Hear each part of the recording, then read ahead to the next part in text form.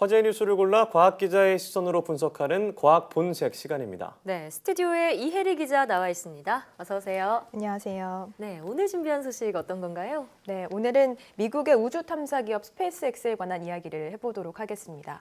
스페이스X는 전기차 제조사죠. 네. 테슬라 모터스의 최고 경영자 일론 머스크가 설립한 민간 우주 개발 업체입니다. 네. 우주 개발이라는 것은 정말 막대한 돈이 들기 때문에 사실 정부 주도로 하지 않고서는 이렇게 민간에서 도전하기는 쉽지 않은 분야인데요. 네. 하지만 스페이스X가 우주 산업의 가능성을 보고 과감한 투자를 하면서 연일 놀라운 성과를 내기 시작했습니다. 네. 일단 2002년에 설립을 했는데요. 불과 6년 만에 민간 기업으로는 처음으로 액체 연료를 주입한 로켓을 지구 궤도에 쏘아 올리는 데 성공했고요. 네. 진화를 거듭해서 최근에는 이 스페이스X가 만든 로켓 팰컨 9이 한 해에만 18번 발사를 했다라는 이런 소식이 네. 들려오기도 했습니다. 네, 그렇습니다. 정말 일론 머스크의 어떤 목표와 이어지는 행보를 지켜보면 정말 대단하다는 생각밖에 안 드는 것 맞아요. 같아요. 예, 놀랍습니다. 네, 맞습니다. 팰컨 9 로켓은 지난주 미국 항공우주국 나사의 케네디 우주센터에서 발사가 됐습니다. 로켓을 아무 이유 없이 그냥 쏘아 올리지는 않죠. 예. 보통은 이제 위성을 탑재를 해서 위성을 우주로 보내기 위해서 이제 로켓을 쏘아 올리는데요. 네. 올해만 18번째 발사에 도전한 이 팰컨 9은 카타르의 통신 위성을 탑재하고 발사된 뒤에 32분 만에 이 위성을 궤도에 안착시키는 데 성공했습니다. 네, 근데 이게 지금까지 18번이 아니라 올해만 18번이나 성공을 한 거잖아요. 그런데 앞으로 4번의 발사가 더 남아있다고요? 네, 그렇습니다. 18번의 발사 성공은 지난해와 같은 기록이고요. 네. 예. 앞으로 남은 4번을 더 성공을 시킨다면 한 해 최다 발사 기록을 갈아치우게 되는 것이겠죠. 22번 그렇습니다. 성공이 될 수도 네. 있겠네요. 네. 이 로켓 발사 횟수도 중요하겠지만 사실 가장 주목받는 부분은 쏘아 올린 로켓을 다시 재사용하는 그 기술이잖아요. 네, 맞습니다. 말 그대로 이제 한 번 사용한 걸 다시 사용하는 그런 의미인데요. 올해 18번째로 발사된 팰컨 9 로켓의 경우에도 1단계 추진체가 이미 3개월 전에 한번 발사됐다가 네. 다시 사용된 재사용 추진체입니다.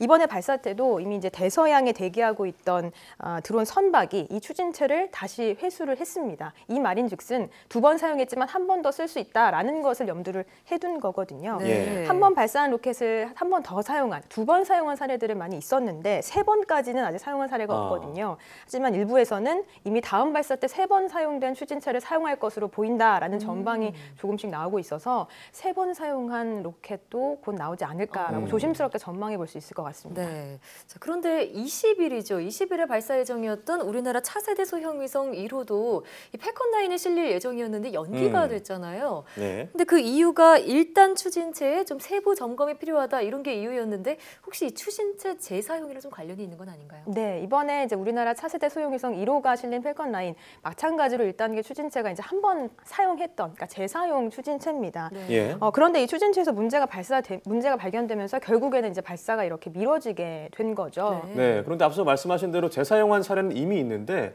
이번엔 어떤 문제가 있었던 걸까요? 네, 뭐 반드시 재사용 때문에 뭐 문제가 생겨서 점검을 해야 된다라고 볼 수는 없습니다. 전문가들의 입장은 워낙 이제 우주 발사체라는 것 자체가 변수가 많고 여러 가지 요인들에 의해서 민감하게 반응을 할 수 있는 부분이고 게다가 한 번 발사하면 정말 어마어마한 돈이 들기 때문에 발사 전에라도 뭐 아주 작은 문제가 발견이 되면 얼마든지 발사를 미룰 수 있다는 것이 전언인데요. 네. 참고로 이제 발사 예정이었던 팰컨 9 로켓의 경우에는 우리나라 차세대 소형 위성 1호 외에도 다른 여러 나라에서 개발한 위성 64개가 함께 실릴 예정이었습니다. 그러니까 이번에 이 모든 수많은 위성들이 모두 발사가 연기가 되게 된 거죠.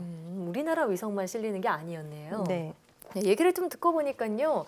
우리나라의 차세대 소형 위성을 왜 민간 업체인 스페이스X에 실려보내려고 생각을 했는지 이 부분도 좀 궁금해지는데요. 네, 보통 이제 이렇게 위성을 개발을 해서 발사를 해야겠다라고 하면 로켓을 개발한 그러니까 발사체를 만든 업체들에게 견적서를 달라라고 얘기를 합니다. 그러니까 내가 이러이러한 위성을 보낼 건데 얼마나 돈이 들면 되겠는가라고 여러 발사체 업체들에게 보내는 제안서를 보내는 건데요. 그럼 이 로켓을 개발하는 업체들은 뭐 100kg짜리 위성을 기준으로 이 정도의 돈이 든다라고 이제 답변을 해옵니다. 그럼 여러 가지 답변을 보고 나서 이 중에서 가장 기술력이 뛰어나고 그러면서도 가장 경제성이 있는 그런 발사체 업체를 선정을 하게 되는 거죠. 네, 아무래도 가성비라고 하죠. 스페이스X가 가격도 저렴하면서 또 기술력도 좋으니까 선택을 받는 거 아닐까요? 네, 뭐 결론적으로는 그렇습니다. 무엇보다 이제 경제적인 문제가 이 발사체를 발사 결정을 하는 데 있어서 굉장히 중요한 요인인데요. 당연히 이제 같은 로켓이라고 해도 조금 더 싸게 발사를 할 수 있다면 선택할 수밖에 없겠죠. 하죠. 네. 그 대목에서 이 스페이스X의 발사체 재사용, 로켓 음. 재사용 전략이 또다시 빛을 발하는 겁니다. 아, 그러니까 로켓을 재활용하기 때문에 좀 발사 비용을 줄일 수 있다 이런 얘기인가요? 네, 그렇습니다. 실제로 스페이스X는 로켓을 재사용하면서 발사 비용을 대폭 줄였다라고 늘 뭐 자랑을 예. 해왔죠. 네. 재사용 추진체를 사용한 로켓을 발사할 때, 그러니까 재사용을 한 번 사용했던 것을 다시 발사를 하게 되면 보통 비용이 이제 6,200만 달러, 우리 돈으로 이제 700억 원 정도 드는데요. 이는 재사용 로켓이 아닌 일반 로켓을 쏘아 올릴 때 약 10분의 1 수준에 불과합니다. 아, 일반 10분의 로켓은 1이에요. 7천억 이상이 든다는 그렇죠. 그러니까 얘기군요. 어마어마하네요. 저렴해진 거죠. 네. 심지어 스페이스X는 별도의 보수 작업 없이도 재사용할 수 있는 기술을 개발을 했고 이런 로켓을 앞으로 계속 재사용할 수 있는 로켓 방식으로 발사를 해오겠다라고 얘기를 해오고 있어서 네. 앞으로 이 발사체를 발사하는 비용은 더 줄어들 것으로 예. 기대가 됩니다. 이렇게 비용이 계속 줄어들게 된다면 민간 우주 여행 시대, 우리 우앵커 우주 참 좋아하는데 우주를 여행할 수 있는 날도 곧 오지 않을까 기대해 볼 수 있을 것 같아요. 제가 정말 얘기를 네. 많이 해왔잖아요. 눈빛이 근데 반짝반짝해요. 얼마 전에 들어보니까 억대가 넘는다 그래서 잠시 보류를 해놓은 상황입니다. 일 열심히 하려고. 네. 자, 그런데 뭔가 좀 아쉬운 부분이 사실 우리나라가 위성을 만드는 기술은 굉장히 높은 수준에 올라와 있다고 들었는데 결국에는 로켓 발사할 수 있는 기술이 없기 때문에 다른 업체에 이제 의뢰를 한다는 게 좀 아쉬운 것 같아요. 네, 그렇습니다. 차세대 소형위성 1호에 대한 이 발사를 준비하는 과정에서 이제 이거는 카이스트 인공위성 연구소가 개발을 했는데 스페이스X 외에도 뭐 러시아나 유럽 다른 여러 가지 발사체를 염두를 해두고 고심을 했습니다. 그 네. 결과 이제 물론 스페이스X를 선택을 했고요. 중요한 요인으로 이제 비용 문제 때문에 이렇게 선택을 했다라고 이제 얘기를 했는데 예. 우리나라에서 개발한 위성을 다른 나라 로켓에 실어서 보내는 거 조금 네. 뭐 씁쓸한 마음이 들기도 하죠.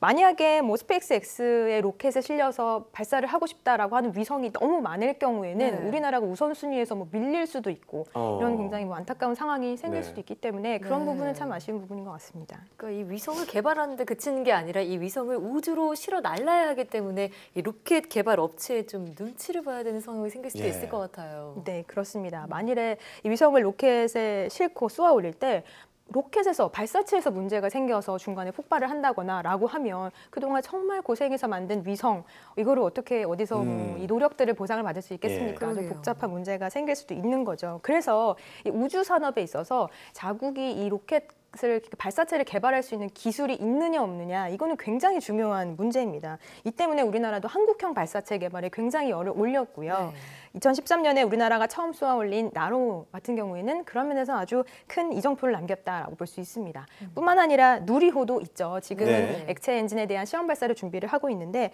2021년 순수한 우리 기술로 개발한 누리호가 네. 정말 계획대로 우주로 나아간다면 우주 강국의 꿈을 조금 실현하는데 아주 큰 징표를 남기지 않을까라는 생각이 네. 듭니다. 네, 그렇습니다. 참 최근에 개봉했지만 퍼스트맨 보면은 거의 반세기 전에 달에 사람을 보낸 기술이 있었는데 우리나라는 아직 로켓을 쏘아낸 기술도 부족하다고 하니까 아쉽긴 하지만 우리나라의 우주 개발 기술 그리고 스페이스X의 어떤 행보도 지켜보도록 하겠습니다. 네. 네, 오늘 말씀 고맙습니다. 고맙습니다.